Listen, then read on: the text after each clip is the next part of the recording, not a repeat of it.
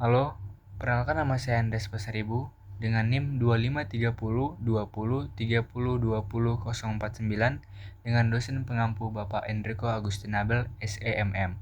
Pada kesempatan video ini, saya akan mempresentasikan yaitu supply and demand dalam kehidupan nyata. Yang pertama yaitu pengertian hukum permintaan dan penawaran. Apa sih hukum permintaan itu? Hukum permintaan atau yang disebut dengan demand law, yaitu jika harga suatu barang naik, maka jumlah barang yang diminta akan turun dan sebaliknya. Jadi, dapat disimpulkan, jika harga naik, permintaan turun, dan jika harga turun, permintaan naik. Contoh dalam kehidupan sehari-hari bisa kita lihat dari ketika harga beras naik dari 12.000 menjadi 15.000 per kilogram, banyak orang akan mengurangi jumlah beras atau mencari alternatif seperti singkong atau jagung. Yang kedua itu ada hukum penawaran. Hukum penawaran atau supply law. Yaitu jika suatu harga barang naik, maka jumlah barang yang ditawarkan akan naik. Dan sebaliknya, jika harganya naik, penawarannya naik, dan jika harganya turun, penawarannya turun. Contoh dalam kehidupan kita sehari-hari, kita bisa melihat saat harga cabai naik dari 30.000 menjadi 80.000 per kilogram, petani akan menambah jumlah cabai yang dijual atau menanam lebih banyak karena mereka ingin mendapatkan keuntungan besar. Sebaliknya, jika harga cabai turun drastis, petani enggan menanam banyak karena keuntungan kecil. Yang berikutnya ada gambar kurva permintaan. Pada gambar kurva ini menunjukkan hubungan antara harga dan jumlah barang yang diminta oleh konsumen.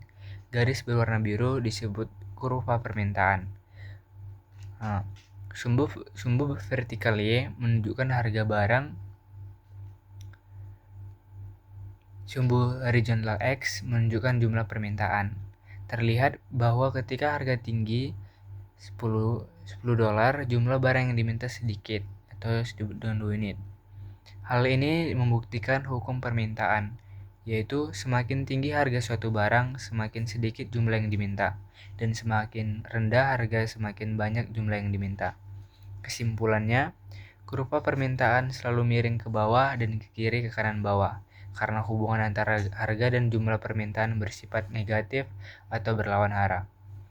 Yang berikutnya ada penawaran. Bisa kita lihat kurva di sini. Penjelasannya yaitu gambar di atas menunjukkan hubungan antara harga dan jumlah barang yang ditawarkan oleh produsen. Garis berwarna ungu disebut kurva penawaran.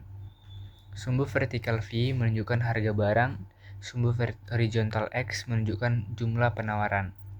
Hal ini membuktikan hukum penawaran, yaitu semakin tinggi harga suatu barang, semakin banyak jumlah barang yang ditawarkan, dan semakin rendah harga, semakin sedikit jumlah barang yang ditawarkan. Kesimpulannya, kurva penawaran selalu miring ke atas dan kiri ke bawah, ke kanan atas, karena hubungan antara harga dan jumlah penawaran bersifat positif atau searah. Pendapat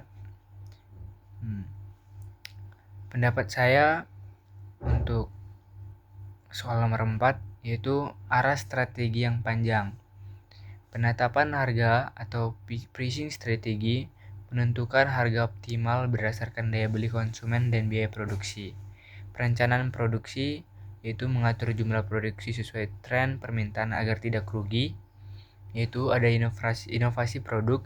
Jika permintaan turun, bisnis bisa berinovasi agar tetap diminati.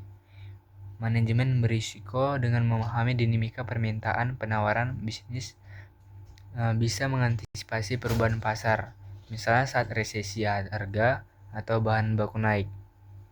Yang berikutnya ada memahami permintaan atau disebut dengan demand.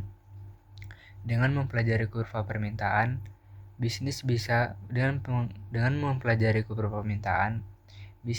tahu seberapa sensitif konsumen terhadap perubahan harga.